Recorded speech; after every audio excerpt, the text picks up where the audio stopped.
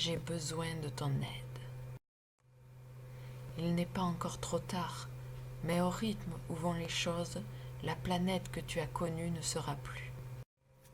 La Terre est faite de cycles immuables, celui des saisons, celui de l'eau, celui de la vie et de la mort, de tous les êtres vivants qu'elle abrite. Sans ces cycles, la Terre ne serait qu'un caillou stérile perdu dans l'univers. La déforestation, les hommes coupent trop d'arbres. Quand il pleut, les racines retiennent la terre fertile. Nous avons besoin des arbres et des plantes. Ils sont à la fois respiration, oxygène et nourriture pour tous les animaux de la terre. Ils parent la terre d'herbes, de lianes et de fleurs, de toutes ces beautés qui font de la terre une planète où il fait bon vivre. En Asie, la mer fermée d'Aral a été presque complètement asséchée en 30 ans par le pompage intensif pour l'irrigation des champs de coton par des grosses compagnies. En plus de l'assèchement, il y a eu des conséquences pour les poissons et la faune environnante, ainsi que pour les pêcheurs, qui vivaient des ressources de la mer. S'y joint une photo qui montre l'évolution de cette mer. Les fleuves sont pollués, et aussi pompés, canalisés, détournés, et pour finir asséchés. Les humains sont en train de détruire les mécanismes qui conditionnent la vie.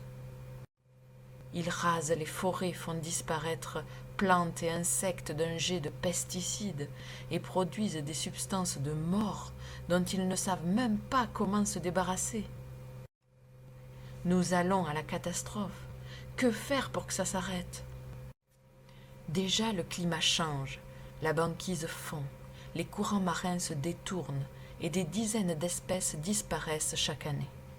J'assiste impuissant à la disparition d'animaux, affaiblis par la destruction de leur environnement naturel. Les montagnes de détritus des décharges et les trous béants des carrières, autant de blessures infligées à la terre par les hommes. Est-ce que ces signes ne suffisent pas aux hommes ? Que faudra-t-il pour que vous appreniez à respecter la terre ? Les hommes en veulent toujours plus de ressources, de production, de rendement, toujours plus d'argent. En gaspillant les richesses, les hommes préparent des guerres, qui seront pires encore que toutes celles qu'ils ont connues. Les inégalités et les injustices se feront plus sensibles, les conflits plus nombreux. Ils se battent déjà pour le pétrole ou l'uranium, demain ce sera pour l'eau et la nourriture. Quel monde les adultes d'aujourd'hui te laisseront-ils ? Quel monde laisseras-tu aux enfants ? Ce sera à toi de trouver le chemin, et je suis sûre que tu le trouveras. Tout ce que tu fais est important. Le flocon de neige est minuscule et fragile, mais il change la couleur du monde. Devenez un citoyen du monde, vigilant et enthousiaste. Moi, je fais très attention à bien fermer les robinets et je pense même à éteindre les lumières derrière moi. Je sais qu'il ne faut pas gaspiller les ressources de la terre.